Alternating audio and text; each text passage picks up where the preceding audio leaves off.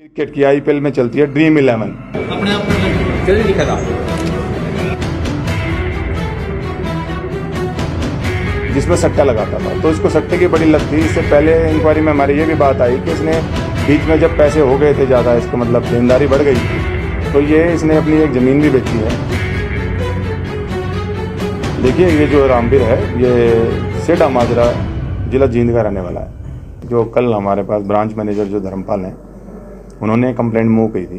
कल एक व्यक्ति जिसका नाम है सुरेश, वो 21 तारीख को जो नोच ब्रांच है पीएनबी की, वहाँ पर उन्होंने 1.5 लाख रुपए पैसे जमा करवाए थे। तो उस टाइम जो कैशियर है उसने ये कह के कि सर्वर डाउन है बैंक का और आपको बाद में मैं आपका अकाउंट बैलेंस बता दूंगा, और वो करके 1.5 लाख रुपए उसने डिपॉजिट करा दिया और वो चला गया। 24 तारीख को वो दोबारा आया पता करने के लिए कि जी मेरा अकाउंट बैलेंस आप बता दीजिए। तो जो कैशियर है वो वहाँ से उठ के चला गया और बाहर निकल गया। तो उसने जब अपना अकाउंट बैलेंस चेक कराया तो वो पैसे थे वो उसके अकाउंट में डिपॉजिट नहीं हुए थे। तो उसने अलार्म रेज किया और ये सारा वाक़या जो है, जो ब्रांच मैनेजर हैं जिन्होंने उसी दिन ज्वाइन किया था धर्मपाल गिल ने, उनको ये वाक़या पूरा का पूरा बताया। तो ब्रांच मैनेजर ने जब इसकी वेरिफिकेशन कराई, इंटरनल वेरिफिकेशन, तो उनको पता चला कि काफ़ी अकाउंट्स हैं जिनमें कि पैसे जमा नहीं करवाए गए।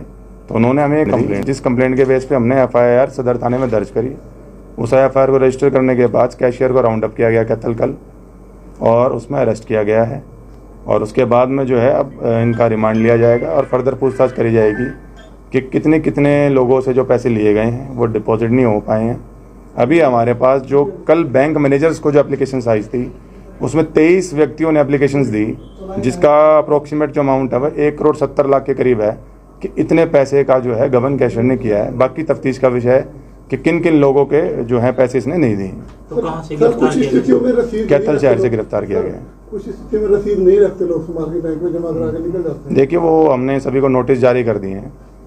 जो 23 एप्लीकेशंस आई थी और भी आएंगी, उन सभी को नोटिस दे दिए गए हैं कि उनके पास जो भी डॉक्यूमेंट्स हैं वो डॉक्यूमेंट्स ले आए, प्लस उनकी अकाउंट स्टेटमेंट्स भी निकाल ली जाएगी और फिर वेरीफाई किया जाएगा। इसके अलावा बैंक की जो इंक्वायरी कमेटी है, बैंक कंपनी एक इंटरनल इंक्वायरी कंडक्ट करा रहे हैं, तो उससे भी ये पूरा अनर्थ हो जाएगा कि ये नेक्सस कौन कौन था, कि ये क्या अकेले कैशियर का काम है या कोई इसमें कोई और का बैंक का ऑफिशियल भी इन्वॉल्व है। नहीं, अभी तक कोई रिकवरी नहीं हुई है, अभी तो अरेस्ट ही किया है और जो वाउचर्स वगैरह हैं वो वेरिफिकेशन कर रहे हैं हम, और आज रिमांड लेके फिर इसका आगे तफ्तीश करेंगे।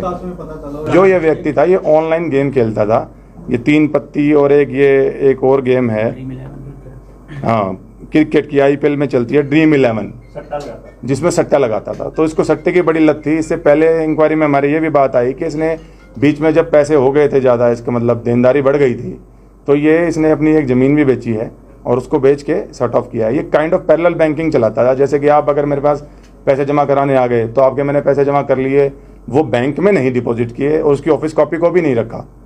आप मेरी बात समझे, जो ऑफिस कॉपी है वो भी हमारी जो है वो बैंक में नहीं दी। वो अब तक की पूछताछ है तो जो प्रिलिमिनरी हमने जांच करी है, तो अभी तो रिमांड लेंगे।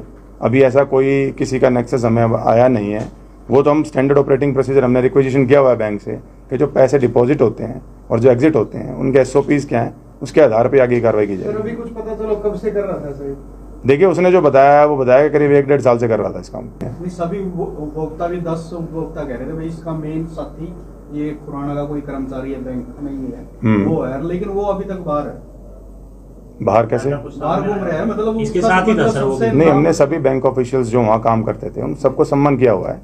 सभी को इंक्वायरी ज्वाइन कराई जाएगी। अगर किसी का रोल आएगा तो विल टेक एक्शन। तो क्रिमिनल हिस्ट्री भी कोई है? नहीं, इसकी कोई क्रिमिनल हिस्ट्री। सर लोग कैसे बचे हैं इस तरह के अपराधों से? देखिए ये जो रामवीर है ये सेठा माजरा जिला जींद का रहने वाला है।